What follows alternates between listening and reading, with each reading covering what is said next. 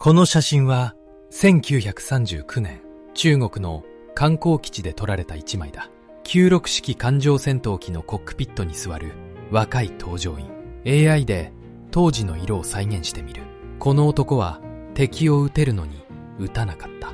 完全に後ろを取りながら撃たずにじっと観察した。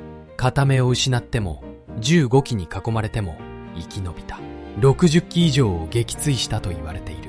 太平洋戦争を最初から最後まで戦い抜いた酒井三郎。戦後、酒井は自らの体験を一冊の本にまとめた。大空の侍。英語版は世界中で読まれた。元敵国の人々から手紙が届いた。日本のパイロットは猛獣だと思っていた。だが同じ人間だったと知った。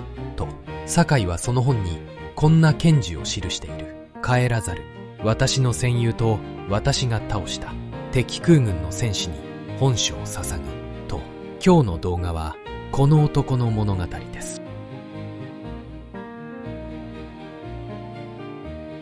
白黒写真のカラー化にあたり協力いただいた東京の画像加工業者リタッチインクさんの復元方法では、従来手法のように白黒の上に色を塗るのではなく、 AI が写真そのものを補正し、当時カラーカメラで撮ったらこう写っていたかもしれない姿に近づける。これはおそらく従来の方法よりもずっと肉眼で見た光景に近い復元方法だ。興味のある方はリタッチインクレタッチ会社と Google で検索してみてほしい。霞ヶ浦航空隊の練習機。 AI で色を入れてみる。酒井三郎は佐賀県の貧しい家に生まれた。小学6年生の秋、父が風邪をこじらせて死んだ。6人の兄弟を抱えた母とのどん底生活が始まった。東京の叔父に引き取られ、青山学院中学部に入ったがついていけなかった。この少年は我が校の学風に合わぬと退学を言い渡された。行き場を失った酒井は16歳で海軍に志願した。戦艦霧島、戦艦春菜の砲手を経験した。だが酒井の夢は大空にあった。操縦練習生の選抜試験を受けた。身体検査は規格スレスレで合格した。80名の中にかろうじて残った。霞ヶ浦航空隊での訓練は地獄だった。初めて空に上がった日、わずか20分で体が硬直した。降りた後、教官に敬礼しようとしたが、足元がぐらついてよろめいた。極度の緊張で体が固まっていた。だが酒井は諦めなかった。飛行機で死ぬのだと覚悟を決めていた。覚悟というより、それは男として選んだ唯一の道だった。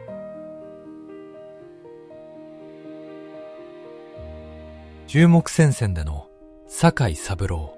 96式艦船の日の丸の前で笑顔を見せている。 AI で色をつけてみる。昭和13年日華紙編で初陣を飾った。漢光を基地に注目奥地へ長距離進行を繰り返した。ソ連製のイ16戦闘機を撃墜した。蘭州、成都、そしてゴビ砂漠の上空まで飛んだ。飛べども飛べども果てしない中国大陸。手応えのないものと戦っているような空恐ろしさを覚えたと酒井は語っている。ある日、新しい飛行場を攻撃せよとの命令が下った。だが行ってみると目標が全くない。家もなければ飛行機もない。人もいない。一発の弾丸も撃たないで帰ってきた。ラバウル。飛行場に並ぶゼロ戦。 AI で色を入れてみる。酒井の人生を変えた機体だった。ゼロ戦こそ我が命。操縦桿を握っている限りどんな敵機にも負けない。それは単なる自信ではなく必勝の信念だった。プロペラ軸の先端が自分の額に感じる。両翼の先端が両手の中指の先に感じる。ゼロ戦そのものが自分自身になりきった。たとえ総合力で日本が敗れることがあっても、我々戦闘機体は負けてはならない。これが日本海軍戦闘機乗りの心意気だった。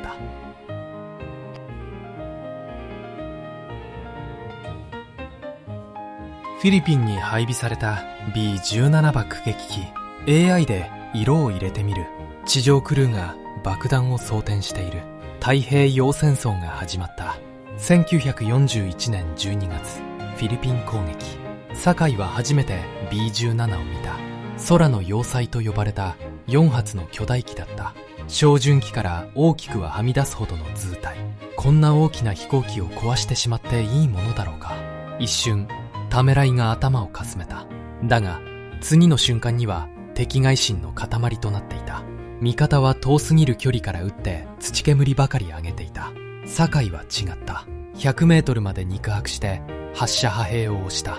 20ミリ弾を存分に吸い込んだ B-17 は翼の付け根から火を発した。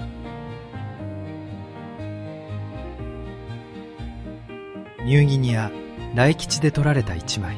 5人の搭乗員が写っている。 AI で色をつけてみる。後列右から堺、笹井中尉、高塚飛総長。前列右から西澤、太田。この5人のうち終戦まで生き残ったのは堺ただ一人だった。笹井純一中尉、海軍兵学校出身の若き士官。士官とか士官の間に壁があった時代に、腕のある者には階級に関係なく敬意を払った。堺が最も敬愛した指揮官だった。西澤弘義、後に日本海軍最多の撃墜記録を持つ男。太田敏夫、寡黙な天才。この3人が笹井中隊の主力となった。毎朝日の出とともに来吉を飛び立った。周囲はすべて敵地だった。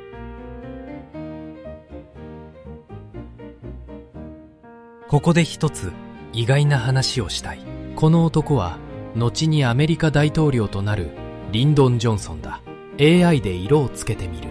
1942年6月9日、下院議員だったジョンソンは雷爆撃作戦に参加していた。 B-26 爆撃機に搭乗する予定だったが、離陸直前にトイレに立った。戻ると席を取られていた。仕方なく別の機器に乗り換えた。もともと乗るはずだった機器は撃墜された。乗員8名全員死亡。この日、大上空で B-26 を迎え撃ったのは堺たち対南航空隊だった。トイレに行ったおかげで稲ち拾いした男は20年後にアメリカ大統領になった。半田渡飛総長。 AI で色を入れてみる。源田サーカスの一員として名を馳せた空戦の達人。堺たち若手が仰ぎ見る大先輩だった。1942年5月、半田原バウルに応援にやってきた。手伝いに来たぞ。俺も君たちの仲間入りだ。と、堺は100万の味方を得たような心強さを感じた。だが太平洋戦争の空戦は日華紙幣とは桁が違っていた。5月13日、強行偵察の任務が半田に与えられた。堺の愛する烈機、本田二飛曹が2番機として駆り出された。出発前、本田は堺のそばにやってきた。今日は小隊長と一緒でないのが残念です。と、堺は笑って答えた。空戦の神様の初出撃にお供のできるなんて、妙画だ。ありがたく思え。と、6機で出撃した。帰ってきたのは5機だった。欠けていたのは本田の2番機だった。半田八機から降りてくると、堺の手を取った。申し訳ない。本田は食われてしまった。俺の不注意からだ。すまない。許してくれ。と、P3019 の奇襲だった。本田は一瞬で火だるまになって落ちていった。堺は、俺がついていたら殺さなかったのに。と、地弾打を踏んだ。半田はその日からすっかり沈んでしまった。やがて結核に侵され、内地に送還された。戦後、半田の妻から手紙が届いた。夫は最後まであなたの烈気を失わせたことを気に病んでおりました。と、息を引き取る時もそのことを口にしたという。ガダルカナルの F4F ワイルドキャット。 AI で色を入れてみる。堺が宿敵と呼んだ機体だ。ある日の空戦で堺は一機のグラマンを完全に捕捉した。真後ろ50メートル。いつでも撃てる。だが堺は撃たなかった。撃たずにじっと敵の真後ろに食い下がっていった。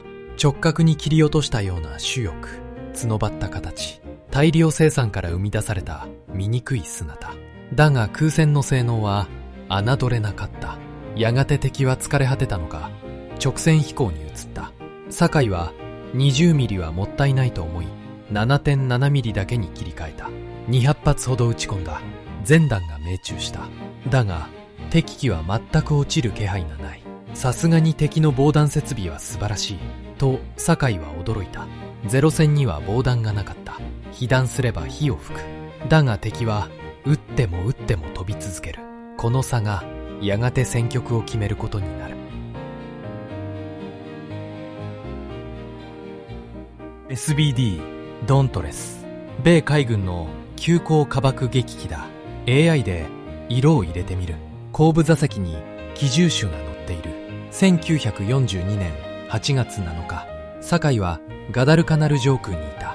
敵の8機編隊を発見した。グラマン戦闘機だと思った。短機で突っ込んだ。だがそれはグラマンではなく SBD 爆撃機の編隊だった。後部座席の機銃が一斉に酒井に向けられた。集中砲火を浴びた。頭部に被弾。右目の視力を失った。戦死だ、戦死だ、戦死だ。朦朧とした頭の中で声が響いた。意識が遠のいていく。だが酒井は死ななかった。片目でダバウルまで帰らなければならない。1000キロ以上の距離を4時間半かけて飛んだ。血まみれの包帯でぐるぐる巻きの顔。意識を失いそうになるたびに自分に気合をかけて飛び続けた。ダバウル基地が見えた時、仲間たちは酒井を戦死したと思っていた。笹井中尉が最初に叫んだ。あ、酒井だ、酒井が帰ってきたと。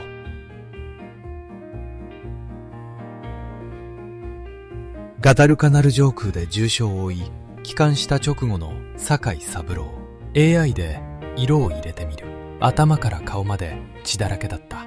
ラバウル上空にたどり着いた酒井は着陸をためらっていた。左半身が動かない。右手と右足だけで着陸できるだろうか。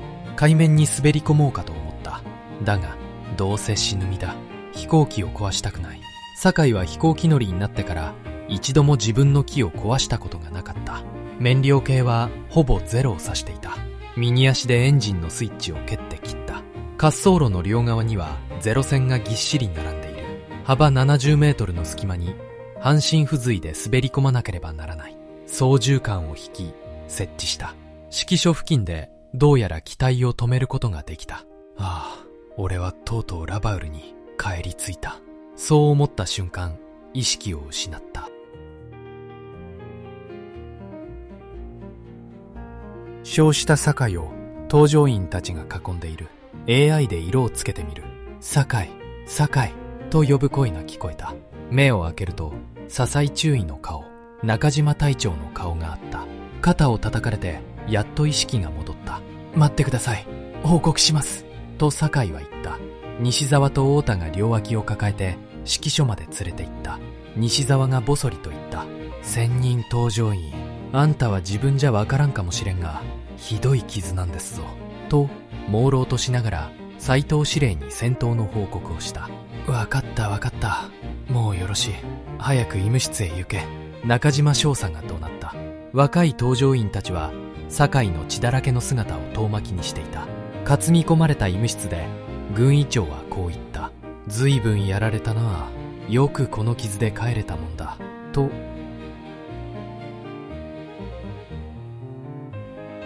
笹井純一中尉、 AI で色をつけてみる。酒井が最も敬愛した男だった。酒井が負傷して内地に帰った後、ラバウルの仲間は次々と散っていった。笹井純一、8月26日ガダルカナル上空で戦死。酒井はそのことをしばらく知らされなかった。負傷した酒井の容体を心配して誰もが隠していたのだ。それを知った時、酒井は初めて泣いた。俺がついていたらきっと殺さなかったのにと。西沢が酒井の元を訪ねてきた。笹井中尉だけじゃないと西沢は言った。初めからいたラバウル戦闘機体の仲間はほとんど戦死してしまいましたと。残っているのはあなたと私、その他に数人がいるだけですと。西沢自身も1944年10月輸送機の客席で戦死した。操縦桿を握っていなかった。日本海軍最強のエースは戦闘機ではなく輸送機で命を落とした。太田敏夫も1943年にラバウルで戦死していた。酒井の周りから戦友が一人また一人と消えていった。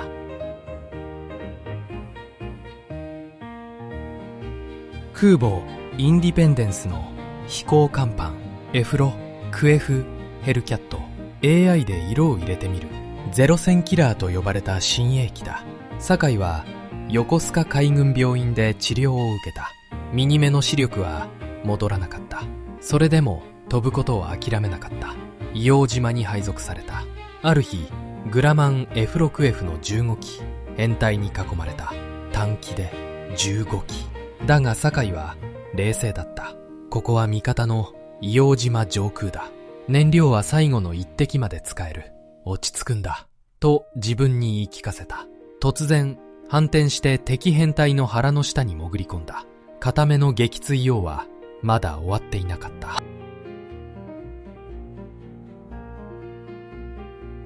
1944年、戦局は絶望的になっていた。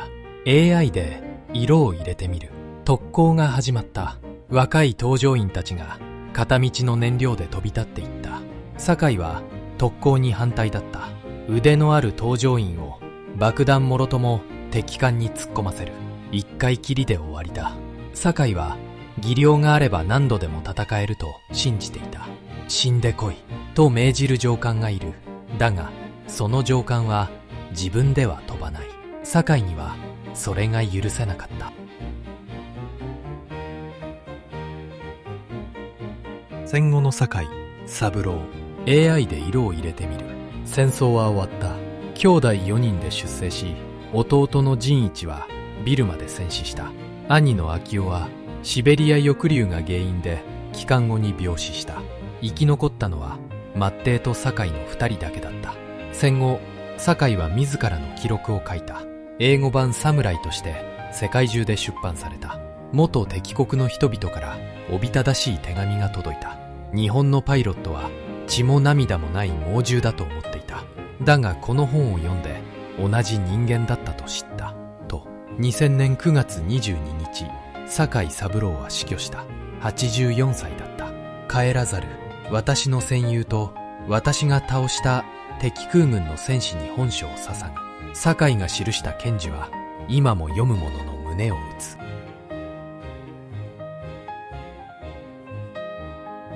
64機撃墜、4度の負傷。右目を失いながらも終戦まで飛び続けた男。